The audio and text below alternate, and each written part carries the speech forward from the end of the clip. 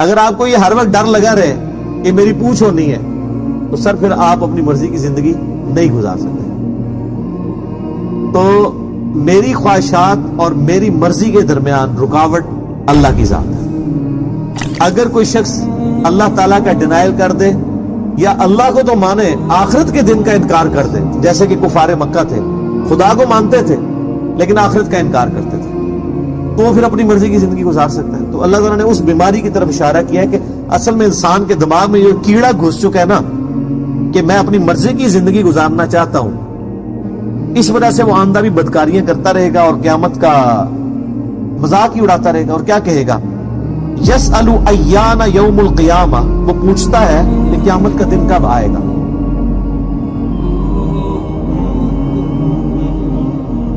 اب اگر قیامت کے دن کی جن لوگوں کو فکر پڑی ہوئی ہے وہ تو تیاری کریں گے بجائے وہ تاریخ اور سن پوچھنے کے.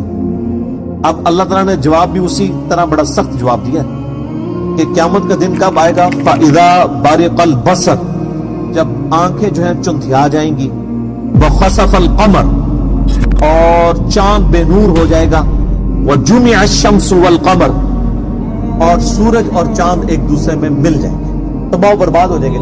ظاہر ہے جب گریویٹیشنل سسٹم ہی ڈسٹرب ہو جائے اس کائنات کا، گریویٹیشنل فورس ہے نا جس کی وجہ سے یہ سب کے سب معاملات اللہ تعالیٰ نے ان کو کنٹرول کیا ہے، اور اسی فورس کو اگر تھوڑا سا بھی ڈسٹرب کر دیا جائے تو ظاہر ہے کہ یہ چیزیں اپنے مرکز کے اندر جا کے ختم ہو جائے گی. تو سورج کی کشش ثقل اتنی زیادہ ہے گریویٹیشنل فورس کہ زمین بھی اس کے اندر جا کے گر کے ختم ہو جائے، لیکن اللہ تعالیٰ نے زمین کو ایک روٹیشن دی ہوئی ہے جس کی وجہ سے وہ مدار میں گھومتی رہتی ہے. اگر یہ روٹیشنل اس کی ختم ہو جائے اراؤنڈ سن، یا یہ تھوڑی سی ڈھیلی پڑ جائے، سورج اس پہ غالب آ جائے تو یہ اس میں جا کے غائب ہو جائے گی، وہ اس کو اپنی طرف میگنیٹ کی طرح کھینچ لے گا. تو اللہ تعالیٰ ہمارے قیامت والے دن پھر یہی ہونا ہے. یقول الانسان یومئذ این المفر، اس دن انسان کہے گا کہ کیا کوئی بھاگنے کی جگہ ہے، بھاگنے کی کوشش کرے گا. کلا لا وزر، ہرگز نہیں، کوئی جائے پناہ نہیں ہے.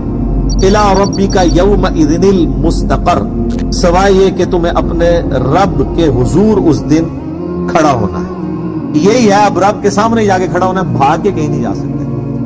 قرآن پاک میں باقی جگہوں پہ آتا ہے کہ قبروں سے جب انسان نکلیں گے تو سب کے سب ایک ہی طرف دوڑتے چلے جا رہے ہوں گے بائی ڈیفالٹ. ان کو یہ نہیں کوئی سائن بورڈ لگا ہوگا کہ ادھر جمع ہونا ہے، وہ خود بخود کھینچے چلے جائیں گے. ابھی پارہ نمبر 30 جب ہم پڑھیں گے تو پھر آپ نقشہ دیکھیں گے قیامت کا کہ اس دن اللہ تعالیٰ فرماتا ہے کہ سورہ عبس کے اندر کہ انسان اپنے بیوی بچوں سے، ماں باپ سے، بہن بھائیوں سے جان چھڑائے گا. حتیٰ کہ قرآن پاک میں یہاں تک آیا کہ انسان یہ کہے گا کہ مجھ سے سب کچھ لے لیا جائے، میرے رشتہ دار، مال و دولت، سب کچھ، کسی طریقے میری جان چھوڑ جائے.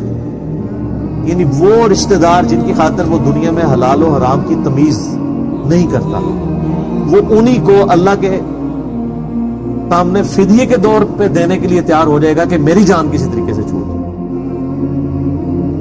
حتیٰ کہ اس کائنات میں سب سے مضبوط رشتہ اللہ نے جو بنایا ہے وہ ایک شیر خوار بچے اور ماں کا ہے. اور قرآن پاک میں اگر آپ پارہ نمبر 17 نکالیں نا، سورۃ الحج، سورت نمبر ہے 22. بسم اللہ الرحمن الرحیم. یا ایھا الناس اتقوا ربکم، اے لوگو اپنے رب کا تقوی اختیار کرو. ان زلزلۃ الساعۃ شیء عظیم، بے شک قیامت کا زلزلہ بہت بڑی چیز ہے. یوم ترونہا تذہل کل مرضعۃ عما ارضعت. اللہ اکبر. تم اس دن دیکھو گے کہ ہر جو دودھ پلانے والی ہے وہ اپنے دودھ پلانے والے بچے کو، یعنی شیرخوار بچے کو بھول جائے گی. وَتَضَعُ كُلَّ ذَاتِ حَمْلٍ حَمْلَهَا، حتیٰ کہ جو پریگننٹ ہیں وہ ان کے حمل بھی غش کے مارے ختم ہو جائیں گے.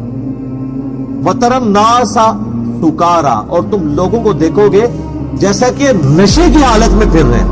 یہ آپ نے کبھی پوڈریوں کو یا یہ شراب کے جو نشے والے لوگ ہیں یہ کس طرح پھر رہے ہوتے ہیں، کوئی ہوش ہی نہیں ہوتی.